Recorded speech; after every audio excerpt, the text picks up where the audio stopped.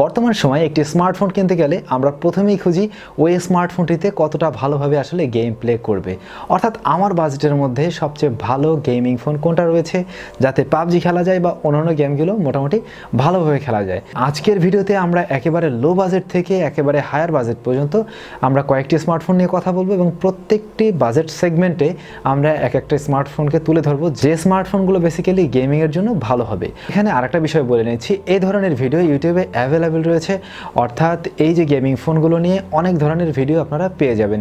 English চ্যানেলগুলোতে পাবেন বা ইন্ডিয়ার অনেক চ্যানেলে পাবেন, বাংলাদেশেরও অনেক চ্যানেলে পেয়ে যাবেন। তো সেই ক্ষেত্রে অনেকের সাথে আমার এই হিসাবটা হয়তোবা মিলে যাবে, আবার অনেকের সাথে হয়তোবা কিছু কিছু জায়গাতে পরিবর্তন থাকবে। এই বিষয়গুলোকে মোটেই কেউ খারাপভাবে দেখবেন না। আমি যে ফোনগুলো বর্তমান সময়ে আসলে বাংলাদেশে ইন্ডিয়াতে অ্যাভেলেবেল রয়েছে সেই ফোনগুলো নিয়েই আসলে এখানে তুলে ধরেছি এবং সেই ফোনগুলোর মধ্যে থেকেই কোন ফোনগুলো গেমিং বেস্ট হবে সেভাবেই তুলে ধরা হয়েছে। তো প্রথমে আমরা একেবারে লো বাজেট থেকে শুরু করতে যাচ্ছি। তো লো বাজেট বলতে যেহেতু আমরা একটু গেমিং ফোন নিয়ে কথা বলছিলাম, একেবারে লো বাজেট অর্থাৎ বাংলাদেশি টাকায় 10,000 টাকার নিচে আমি গেলাম না, 10,000 টাকার পরের থেকে আমি কাউন্ট করছি। বাংলাদেশি টাকায় যদি 12,000 টাকা হয় এবং ইন্ডিয়ান রুপিতে যদি আপনার 7,000 বা 7,000 প্লাস এরকম বাজেট হয়ে থাকে, সেই ক্ষেত্রে বর্তমানে আপনি নিতে পারেন রিয়েলমি 3i। রিয়েলমি 3i স্মার্টফোনটা কিন্তু যথেষ্ট ভালো একটি স্মার্টফোন এবং ওই মোবাইলটি দিয়েও কিন্তু আপনি পাবজি খেলতে পারবেন এবং মোটামুটি ভালো একটা এক্সপিরিয়েন্স সেখান থেকে পেয়ে যাবেন। ওই স্মার্টফোনটিতে প্রসেসর হিসেবে দেওয়া হয়েছে হেলিও P60। হেলিও P60 কিন্তু খারাপ প্রসেসর না, যথেষ্ট ভালো একটি প্রসেসর এবং মোটামুটি সব কিছু মিলে বেশ ভালোই বলা যায়। অর্থাৎ ওই বাজেটে এর থেকে ভালো আর কিছু হতে পারে না। তারপরে আমাদের বাজেট যদি আরেকটু বাড়ানো যায়, অর্থাৎ বাংলাদেশি টাকায় 15,000 বা 15,000 প্লাস এবং ইন্ডিয়ান টাকায় সেটা হতে পারে 10 থেকে 11,000 বা আরেকটু বেশি, এই ধরনের বাজেটের মধ্যে যদি আপনার বাজেট হয়ে থাকে সেই ক্ষেত্রে আপনি চুজ করতে পারেন রিয়েলমির একটি ফোন, আর তা হচ্ছে রিয়েলমি 3 প্রো। রিয়েলমি 3 প্রো এই মোবাইল ফোনটাও কিন্তু খুব দারুণ একটি মোবাইল ফোন এবং ওই বাজেটের ভিতরে সে যে প্রসেসরটা দিচ্ছে এই প্রসেসর কিন্তু আমরা আর কোনো স্মার্টফোনে দেখতে পাইনি।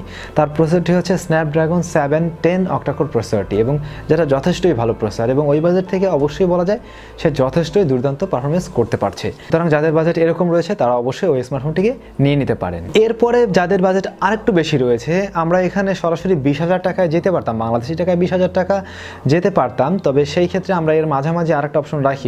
বাংলাদেশি টাকায় যদি আপনি 17,000 টাকা ধরেন এবং ইন্ডিয়ান রুপিতে যদি আপনার বাজেট হয়ে থাকে 13,000 প্লাস রুপি, সেই ক্ষেত্রে আপনি দুইটা স্মার্টফোন এখানে দেখতে পারেন।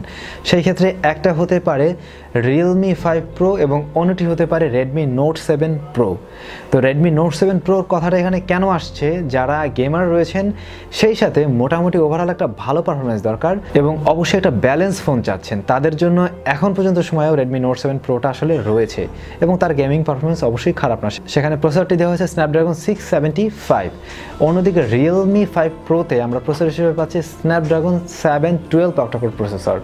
তো এই ক্ষেত্রে দুইটার প্রসেসরই ভালো এবং দুইটার প্রসেসর থেকেই মোটামুটি ভালো একটা গেমিং পারফরমেন্স আপনি পেয়ে যাবেন। তো এরপরে আমরা 20,000 টাকা নিয়ে কথা বলতে যাচ্ছিলাম। যাদের বাজেট 20,000 টাকা বাংলাদেশি টাকায় রয়েছে এবং ইন্ডিয়ান কারেন্সিতে মোটামুটি 14,000 প্লাস বা 14,000-এর কাছাকাছি এরকম বাজেট রয়েছে, তারা চাইলে ভিভো Z1 প্রো নিতে পারেন। ভিভো Z1 প্রো স্মার্টফোনটি ওই বাজেটে খুবই দুর্দান্ত, কারণ হচ্ছে ওই স্মার্টফোনটি বেসিক্যালি গেমিংয়ের জন্য স্পেশালিভাবে তৈরি করা হয়েছে, অর্থাৎ সেখানে স্পেশালি গেমিং ফিচার দিয়ে দেওয়া হয়েছে, যার ফলে আপনি এর থেকে ভালো একটা পাবজির এক্সপিরিয়েন্স নিতে পারবেন এবং গেমিং পারফরমেন্স সত্যিই ভালো পাবেন। এরপরে আমাদের বাজেট যদি আরেকটু বাড়াই, সেই ক্ষেত্রে 22-23 যদি এরকম হয়ে যায় বাংলাদেশি কারেন্সিতে এবং ইন্ডিয়ান কারেন্সিতে 16,000 প্লাস যদি এরকম হয়, সেই ক্ষেত্রে আপনি নিতে পারেন রিয়েলমিরই ফোন রিয়েলমি XT। তবে এইখানে আপনার জন্য অবশ্যই আরেকটি ভালো অপশন রয়েছে, যেটা হতে পারে Redmi note 8 pro. Redmi note 8 pro অবশ্যই গেমিং একটি মোবাইল ফোন। 90T এই প্রসেসরটা মূলত গেমিং প্রসেসর এবং এই মোবাইলটা থেকে একটা খুব ভালো রকমের গেমিং আপনি পেয়ে যাবেন। তবে এই স্মার্টফোনটি তুলনামূলকভাবে একটু ওভারহিটেড হয়, তবে সেই ক্ষেত্রে সেটার সাথে যদি আপনি মানিয়ে নিতে পারেন কোনো ধরনের সমস্যা হবে না। তবে এখানে আরও একটি বিষয় রয়েছে, সেটা হচ্ছে যাদের বাজেট আরেকটু ভালো রয়েছে তারা চাইলে কিন্তু রেডমিরই অন্য একটা মোবাইল ফোন নিতে পারেন, আর তা হচ্ছে রেডমি K20। রেডমি K20-তে কিন্তু দেওয়া হয়েছে স্ন্যাপড্রাগন 730। এই প্রসেসরটিও গেমিংয়ের জন্য যথেষ্টই ভালো এবং সেই সাথে ওভারঅল ওই মোবাইল ফোনের প্যাকেজ সব কিছু মিলে অবশ্যই দুর্দান্ত। সেই সাথে এই মোবাইল ফোনটির ডিসপ্লেটাও কিন্তু অ্যামোলেড স্ক্রিন, যার ফলে আপনি খুব সুন্দর একটা ডিসপ্লেও পাচ্ছেন এবং গেমিং গ্রাফিক্সগুলো দেখতেও অবশ্যই আপনার কাছে ভালো লাগবে। এরপরে আমাদের বাজেট বাংলাদেশি টাকায় যাদের রয়েছে 30,000 বা 30,000 প্লাস এবং ইন্ডিয়াতে যাদের বাজেট রয়েছে 25,000 বা 25,000 প্লাস, সেই ক্ষেত্রে আপনারা অবশ্যই এইখানে চুজ করতে পারেন রেডমি K20 প্রো। তবে আরেকটি ফোন এখানে রয়েছে, তা হচ্ছে Realme X2 pro. Realme X2 pro mobile ফোনটি খারাপ হবে না, যথেষ্টই ভালো হবে এবং সেটার প্রসেসরটি কিন্তু বেশ দারুণ রয়েছে। এই দুটো স্মার্টফোনের ভিতরে ওভারঅল সবকিছু কম্পেয়ার করে যে কোনো একটি স্মার্টফোন নিয়ে নিতে পারেন এবং এই দুইটা স্মার্টফোনই যথেষ্ট ভালো হবে এবং গেমিংয়ের জন্য সত্যিই দুইটা ফোন দুর্দান্ত হবে। এরপরে যাদের বাজেট আরেকটু বেশি রয়েছে, অর্থাৎ বাংলাদেশি টাকায় 40 থেকে 50-এর মধ্যে রয়েছে এবং ইন্ডিয়ান কারেন্সিতে 30 থেকে 40-এর মধ্যে রয়েছে, তারা যে স্মার্টফোনটি চুজ করতে পারেন সেটা হচ্ছে আসুসের একটি ফোন, আসুস রক ফোন 2। এই স্মার্টফোনটিও কিন্তু যথেষ্ট ভালো হবে এবং এটা অবশ্যই একটা gaming phone, specially gaming phone, সুতরাং অবশ্যই এই স্মার্টফোন থেকে আপনি একটা ভালো রকমের গেমিং পারফরমেন্স পেয়ে যাবেন এবং ওই বাজেটে অবশ্যই এটা একটা বেস্ট চয়েস হতেই পারে।